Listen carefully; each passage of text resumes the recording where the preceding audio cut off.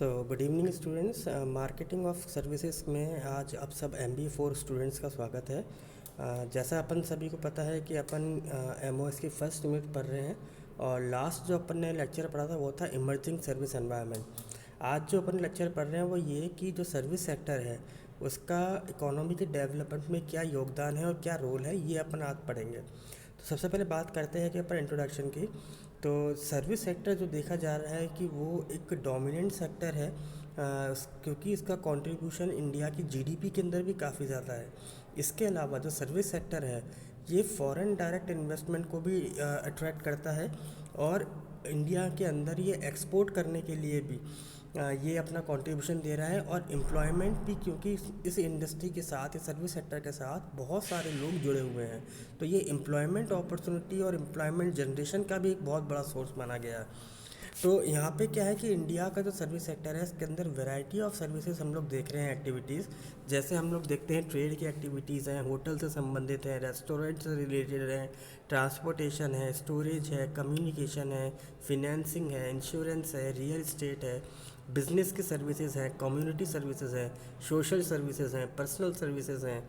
तो ये सारी की सारी कहीं ना कहीं सर्विस इंडस्ट्री क्या है कि इंडिया के अंदर बहुत बड़ा कंट्रीब्यूशन रोल प्ले करती है फॉर इकोनॉमिक डेवलपमेंट।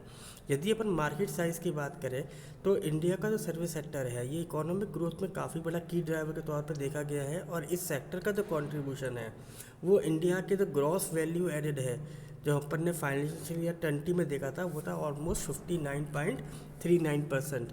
तो यहाँ का जो ग्रॉस वैल्यू एडेड अपन को जो दिखाई दे रहा है वो सेकंड क्वार्टर यानी कि 20 और 21 में एस्टिमेटेड जो था वो था 42.80 लाख करोड़। और यदि इसको अपन US बिलियन डॉलर्स की बात करें तो वो है 580.80 बिलियन, जो कि 44.6 लाख करोड़ जो सेकंड क्वार्टर 1920 का था उससे ज़्यादा देखा, इससे थोड़ा सा कम देखा गया, सॉरी। तो यहाँ पे जो कॉन्ट्रैक्शन है वो करीब 4.2% का दिखाई दे रहा है। अगर अपन इंडस्ट्री डेवलपमेंट देखें, और ये जो डेवलपमेंट्स देखे गए हैं सर्विस सेक्टर में रिसेंट के अंदर, जैसे तो इंडिया का हेल्थ केयर इंडस्ट्री है, ये एक्सपेक्टेड क्या किया जा रहा है कि ये रिमोट कंसल्टेंसीज और टेली कंसल्टेंसीज की वजह से, और ये जो टेली मेडिसिन मार्केट इंडिया में डेवलप हुआ है इसकी वजह से ये जो मार्केट है ये करीब 31% की ग्रोथ करेगा CAGR के साथ, अकॉर्डिंग टू 2020 और 25 के बीच में। अगस्त 2020 के अंदर जापान का कमिटमेंट था कि वो कम से कम 35 billion under the official development assistance for health sector to fight the कोविड-19 क्राइसिस इन इंडिया। तो यहाँ पे इन्होंने ये कमिटमेंट किया था कि वो अपना कंट्रीब्यूशन करेंगे। इसके साथ साथ जो इंडिया का जो हेल्थ सिस्टम है, जहाँ पे कुछ जो ऐसी डिजीज़ हैं जो कि बहुत ज़्यादा इन्फेक्शियस रहती है, उसके अंदर भी वो अपना कंट्रीब्यूशन करेंगे। सितंबर के अंदर लिंक्डइन और NSDC ने कोलैबोरेशन के साथ डिजिटल स्किल ट्रेनिंग प्रोग्राम शुरू किया, जो कि इंडियन यूथ के लिए किया गया था। नासकॉम ने भी 2020 सितंबर के अंदर फ्यूचर स्किल और माइक्रोसॉफ्ट के साथ एक प्रोग्राम लॉन्च किया, जो कि आर्टिफिशियल इंटेलिजेंस में स्किल्स को इम्प्रूवमेंट करने के लिए इन्होंने करीब 1 मिलियन स्टूडेंट्स को एनरोल किया था, ताकि बच्चे अपनी स्किल्स को डेवलप कर सकें। बायजूस ने भी क्या 3D वर्चुअल लैब स्टार्टअप्स लैबिन जो एप्लीकेशन है उसके साथ किया, और एडटेक प्रेजेंस वो अपने को इम्प्रूव करने की कोशिश कर रहे हैं। अक्टूबर 2020 में भी जो भारतीय एयरटेल है उन्होंने क्लाउड कम्युनिकेशन मार्केट में अपना जो एयरटेल IQ है ये बिज़नेस को लॉन्च किया। सर्विस सेक्टर देखा जाए FDI के लिए भी काफ़ी ज़्यादा कंट्रीब्यूशन रोल प्ले कर रहा है। तो देखें तो सितंबर 2020 तक, अप्रैल 2000 से लेकर सितंबर 2020 तक जो FDI का इन्फ्लो है इंडिया मार्केट में वो करीब 84.25 बिलियन डॉलर का किया गया है।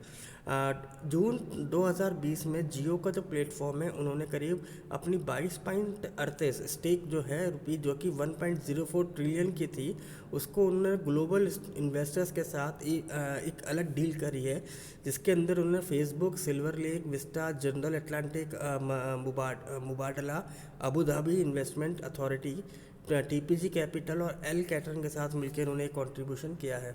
और ये एक largest continuous fund raise by any company in the world माना जा रहा है कि जिन्होंने इतना सारा पैसा रेस किया है फॉर इन्वेस्टमेंट। दिसंबर 2020 के अंदर Gamma skill automation training institute ने एक रोबोटिक्स करके एक automation career launch program launch किया जो कि इंजीनियर्स के था।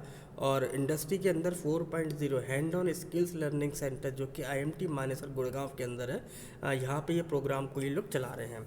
ऐसे कि दिसंबर 2020 के अंदर इग्नाइट प्रोग्राम को इनिशिएट किया गया जो कि सीमेंस के थ्रू था। BMZ और MSD इनको हाई क्वालिटी ट्रेनिंग और टेक्निकल एजुकेशन के हिसाब से इन्होंने डेवलपमेंट किया। इग्नाइट जो है उसका एम क्या है कि हम हमारे इंडिया में हाईली ट्रेंड जो टेक्नीशियंस हैं उनको प्रोवाइड कराएं ताकि जो इंडस्ट्री और फ्यूचर जो इंडस्ट्री है उसका जो फ्यूचर है उसके लिए हम लोग एडिशनल से हमारे पास टेक्नीशियन होने चाहिए। और यहीं उन्होंने देखा कि उन्होंने एक German dual vocational educational training model भी डेवलप किया। 2020 तक इस प्रोग्राम का जो एम है वो है करीब 40,000 एम्प्लॉयज़ जो हैं वो इस German dual vocational education program से लाभान्वित हो सके। अगर हम गवर्नमेंट का इनिशिएटिव देखते हैं तो गवर्नमेंट ऑफ इंडिया भी रिकॉग्नाइज कर रही है कि सर्विस सेक्टर का जो प्रमोशन है या जो ग्रोथ है वो बहुत ज़्यादा है। और इसके अंदर कई सारी सर्विस सेक्टर इंक्लूड हैं, जैसे मान लीजिए हेल्थ केयर है, टूरिज़्म है, एजुकेशन है, इंजीनियरिंग है, कम्युनिकेशन है, ट्रांसपोर्टेशन है, इंफॉर्मेशन टेक्नोलॉजी है, बैंकिंग है, फिनेंस है और मैनेजमेंट। तो ये कई सारे ऐसे सर्विस सेक्टर है जो गवर्नमेंट भी मांग रही है, रिकॉग्नाइज कर रही है कि इनके अंदर डेवलपमेंट के बहुत सारे अपॉर्चुनिटीज़ भी हैं और ये सेक्टर डेवलप भी हो रहे हैं। तो गवर्नमेंट ऑफ इंडिया ने कुछ इनिशिएटिव्स लिए हैं रिसेंट पास में, जैसे कि नवंबर 4 2020 के अंदर जो यूनियन कैबिनेट थे उनके जो चेयर कर रहे थे अपने ऑनरेबल प्राइम मिनिस्टर साहब नरेंद्र मोदी जी, उन्होंने एक अप्रूवल दिया है MOU के साथ कि बिटवीन मिनिस्ट्री ऑफ कम्युनिकेशन और IT और department of digital culture media and sports जो कि यूनाइटेड किंगडम की गवर्नमेंट है to cooperate in the field of telecommunication information and technology, ICT से हम लोग कहते हैं। तो ये अप्रूवल मिल दिया गया है। अक्टूबर 2020 के अंदर गवर्नमेंट ने कुछ कम्युनिकेशन हज को उन्होंने सेलेक्ट किया है ताकि इसके साथ ये लोग करीब 5,000 विलेजेस की जो पंचायत है और नक्सल अफेक्टेड जो एरियाज़ है या फिर वो आइलैंड्स जो कि टेरिटरी हैं सैटेलाइट ब्रॉडबैंड के अंदर, उन्होंने भारत नेट प्रोजेक्ट जो चलाया है मार्च 2021 तक, ये इनके साथ लिंक होंगे 5,000 गाँवों के साथ। ऐसे ही सितंबर 2020 के अंदर गवर्नमेंट ने अनाउंस किया है कि वो करीब 2000 बिलियन पब्लिक सेक्टर बैंक के अंदर रिकैपिटलाइजेशन ऑफ बॉन्ड के थ्रू जनरेट करेंगे पैसे को। और अगले 5 साल तक जो मिनिस्ट्री ऑफ इलेक्ट्रॉनिक और इंफॉर्मेशन टेक्नोलॉजी है ये वर्किंग कर रही है किस चीज़ पर, डिजिटल इकोनॉमी के अंदर, ताकि आपकी जो GDP में जो कंट्रीब्यूशन है वो एटलीस्ट 20% तक पहुंच सके। और जो गवर्नमेंट है, the government is working to build, किस चीज़ पर काम कर रही है, क्लाउड बेस्ड इंफ्रास्ट्रक्चर पर, ताकि सब लोग कोलैबोरेटिव नेटवर्क के थ्रू ये अपने यहाँ पे एक एंटरप्रेन्योर्स को एक आर्टिफिशियल इंटेलिजेंस की मदद से कुछ इनोवेटिव न्यू आइडियाज़ डेवलप किए जा सकें। ऑन इंडिपेंडेंस डे 2020 हमारे honourable prime minister announced NDHM, जिसे हम लोग कहते हैं नेशनल डिजिटल हेल्थ मिशन, ताकि हर एक पर्सन की यूनिक हेल्थ ID होनी चाहिए इंडियन सिटीजन्स की, और पॉसिबल हो सके कंट्री के अंदर हर पर्सन इस स्कीम के साथ जुड़ा होना चाहिए। और 2020 के अंदर गवर्नमेंट ऑफ तमिलनाडु ने भी एक चीज़ का अनाउंसमेंट किया है जो कि आता है new electronic and hardware manufacturing policy के अंतर्गत, कि जिसके अंदर ओल्ड पॉलिसी जो एक कह रही थी कि स्टेट के अंदर इलेक्ट्रॉनिक आउटपुट जो है वो $100 बिलियन के अंदर इंक्रीज़ होना चाहिए 2025 के अंतर्गत। तो इस पॉलिसी में क्या कहा गया है कि हम एटलीस्ट कम से कम 1 लाख पीपल तक, इससे कम या से बराबर या से ज़्यादा हम लोगों को ट्रेनिंग देंगे ताकि ये अपने इस मैन्युफैक्चरिंग सेक्टर के हिसाब से न्यू इलेक्ट्रॉनिक इक्विपमेंट्स और उनको ट्रेंड कर सकें। कैबिनेट की कमेटी ऑफ इकोनॉमिक अफेयर्स, इन्होंने भी एक तरीका का अप्रूवल दिया है for continuation the process of recapitalisation of RRBs।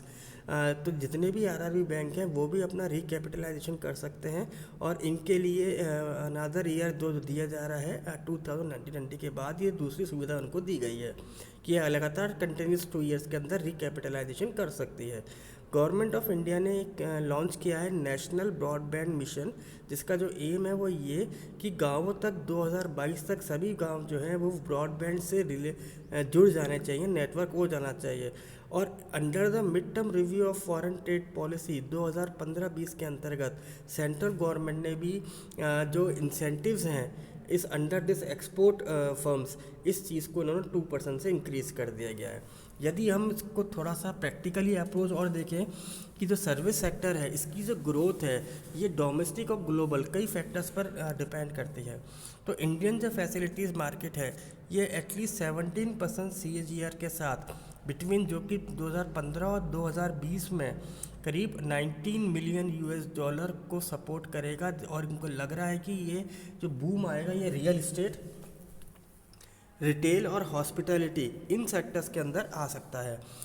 2023 health care industry जो है वो एटलीस्ट 132 US$ बिलियन इकोनॉमी हो सकती है। और जो इंडिया का जो डिजिटल इकोनॉमी है ये एटलीस्ट अब क्या एक्सपेक्ट कर रहा है, एटलीस्ट $1 ट्रिलियन US$ 2025 तक एस्टिमेट कर रहा है पहुंचने का। ऐसे ही 2023 के एंड तक इंडिया का जो IT सेक्टर है ये एटलीस्ट 14.3 बिलियन ग्रोथ के साथ 8% ग्रोथ अपने तक अचीव करने के उसमें लगा हुआ है। यदि हम जो अपना हमारे इंडिया का जो गुड्स और सर्विस टैक्स है इन्होंने कॉमन नेशनल मार्केट और यहाँ पे जो ओवरऑल टैक्स बर्डन है इसको उन्होंने कम किया है। और ये देखा जा रहा है कि यहाँ जो कॉस्ट आने वाली है लॉन्ग टर्म में ये थोड़ी सी रिड्यूस हो जाएगी। और जिसका जो इफेक्ट होगा वो क्या कि जो इस सर्विस सेक्टर के जो प्राइसेस हैं वो भी धीरे धीरे कम होनी शुरू हो जाएंगी। तो आई होप कि बच्चों आपको ये टॉपिक समझ में आया होगा। Thank you very much.